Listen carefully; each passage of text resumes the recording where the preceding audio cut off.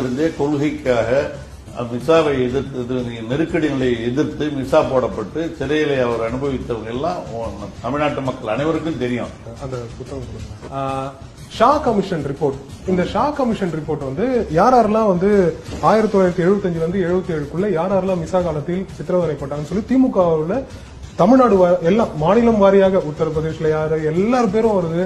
ஆனா இதுல வந்து ஸ்டாலின் அவர்களோட பேர் இல்ல. அவர் மிசா காலத்துல சிறை சென்றாரை தவிர ஒரு மிசா கைதி கிடையாது. பயப்பிடிச்சிட்டான்.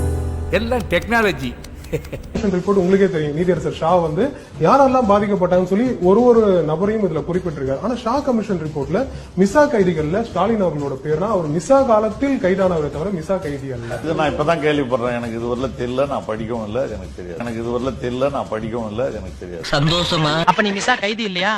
ஓடே அவன் அப்படிதானே சொன்னா. பைபிள பொய் சொல்லிட்டான் போல இருக்கு.